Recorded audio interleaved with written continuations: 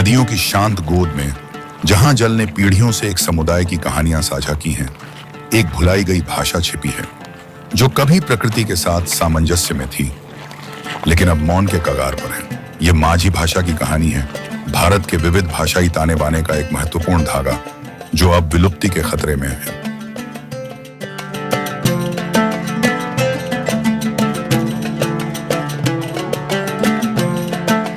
2018 की यूनेस्को की एक रिपोर्ट ने एक स्पष्ट वास्तविकता उजागर की।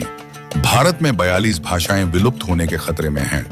इनमें से भाषाविद माझी को सबसे अधिक खतरे में बताते हैं, जो मुख्य रूप से सिक्किम, दार्जिलिंग और आसपास के उप हिमालयी क्षेत्रों में बोली जाती है।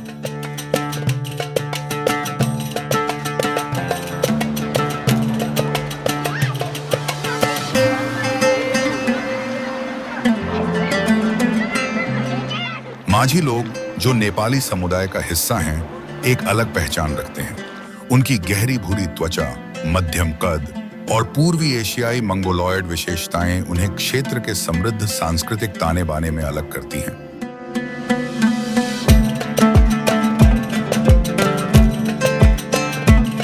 इन क्षेत्रों में 1000 से अधिक व्यक्तियों के माझी समुदाय का हिस्सा होने की पहचान के बावजूद एक चिंताजनक वास्तविकता सामने आई है।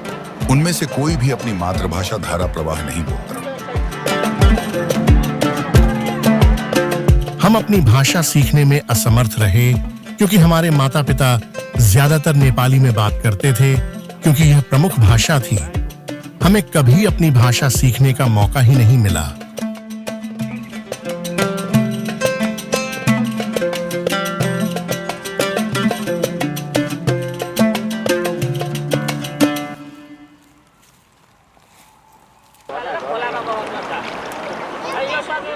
माझी लोग एक अनूठी आत्मवादी विश्वास प्रणाली का अभ्यास करते हैं, जिसे वे तांत्रिक धर्म कहते हैं। उनके देवी देवता मंदिरों में नहीं, प्रकृति में पाए जाते हैं। नदी स्वयं एक देवी है, जिसकी पूजा लाड़ी पूजा जैसे अनुष्ठानों के माध्यम से की जाती है। लेकिन हर बीतती पीढ़ी के साथ अनुष्ठान तो रहते हैं, लेकिन वह भाषा जो उनके अर्थ को व्यक्त करती है, फीकी पड़ती जाती है।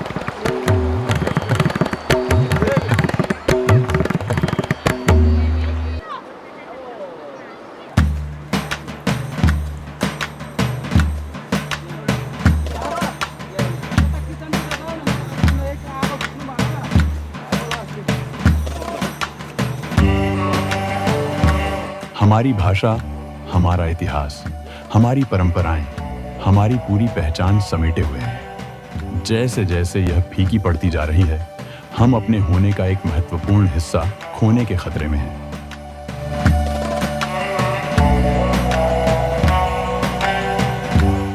सिक्किम और दार्जिलिंग में, जहां नेपाली का बोलबाला है, माझी भाषा धीरे धीरे विस्थापित हो रही है।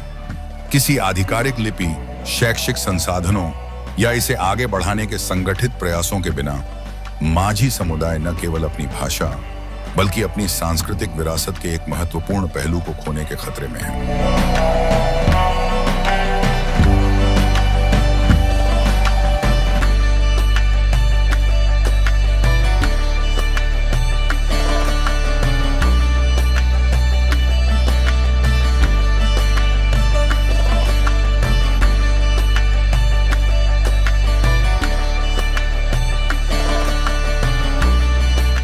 मैं अपनी भाषा को संरक्षित करने के लिए अपना सर्वश्रेष्ठ प्रयास कर रहा हूं। मैंने नेपाली लिपि में कुछ माझी शब्द लिखे हैं और उनसे एक किताब बनाने की योजना है।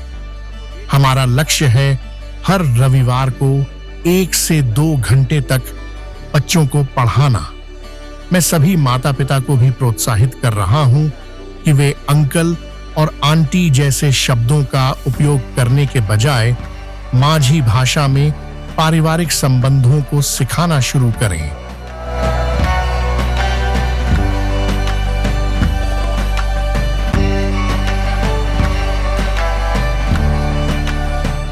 भाषा एक संस्कृति की आत्मा है। इसकी ध्वनियों और लयों के माध्यम से माझी लोग अपने पूर्वजों की कहानियां कहते हैं, प्रकृति के साथ अपने संबंध को व्यक्त करते हैं और अपनी अद्वितीय पहचान का जश्न मनाते हैं। लेकिन कार्रवाई के बिना ये आवाजें हमेशा के लिए मौन हो जाएंगी।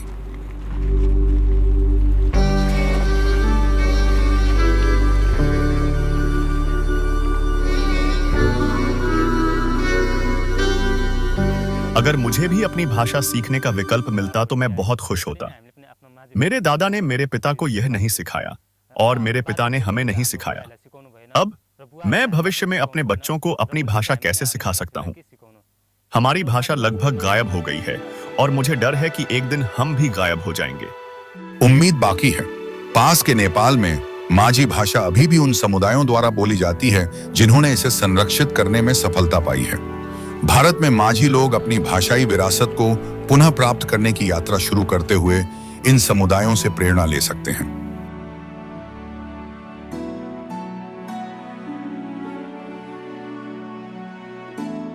हमारे बच्चे माझी भाषा सीखने के लिए उत्सुक हैं और हम हमेशा उन्हें इस प्रयास में प्रोत्साहित करते हैं। हम नेपाल से एक माझी शिक्षक को लाने के लिए प्रतिबद्ध हैं ताकि वे उन्हें सिखा सकें, क्योंकि हमें डर है कि अगर हम अपनी भाषा और संस्कृति की रक्षा नहीं करते तो यह एक दिन गायब हो सकती है। बामासाई। बामासाई का अर्थ है हमारी माझी भाषा में अभिवादन। हमारी भाषा खतरे में है क्योंकि हमने कभी इसे सीखने में रुचि नहीं ली। न ही हमारे माता पिता ने हमें सिखाया, न ही उन्होंने खुद सीखा। हमारे समाज में नेपाली प्रमुख भाषा है, इसीलिए अब कोई भी माझी नहीं समझता या बोलता, केवल हमारे पूर्वज ही करते थे। अब मैं अपनी भाषा सीखने के लिए उत्सुक हूँ और चाहती हूँ कि कोई हमें सिखा सके, क्योंकि हमारी भाषा हमारी पहचान है। ये हमारी ही गलती हो सकती है कि हमारी माझी भाषा लुप्त हो रही है। न तो हमारे माता पिता ने हमें सिखाया और न ही हमारा माझी समुदाय अब हमारी भाषा बोलता है। हम इसे सीखने के लिए उत्सुक हैं, लेकिन हम नहीं सीख सकते क्योंकि कोई इसे बोलता नहीं है और किसी को इसका ज्ञान नहीं है। जोरथांग में केवल एक बूढ़ा आदमी था जो कुछ माझी शब्द बोलता था, लेकिन वह भी चल बसा है। माझीटार में भी एक बुजुर्ग माझी व्यक्ति था जो भाषा का कुछ ज्ञान रखता था, लेकिन वह भी मर चुका है। हमारे पास कोई विकल्प नहीं बचा है और हमारी संस्कृति और भाषा मर रही है।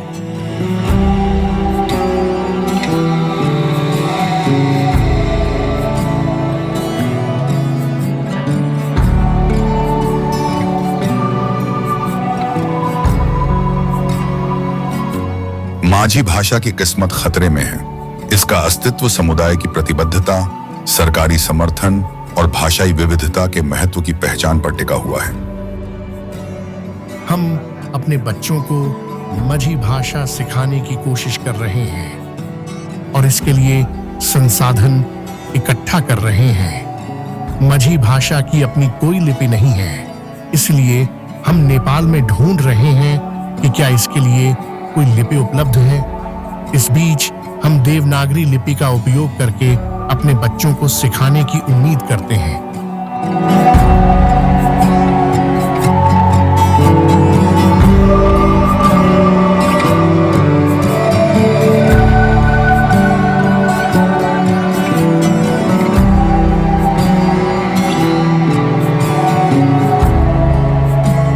इस महत्वपूर्ण समय पर एक प्रश्न शेष रहता है, क्या माझी की आवाजें धीरे धीरे खामोश हो जाएंगी या क्या वे नए पीढ़ियों में अपनी गूंज बनाए रखेंगी?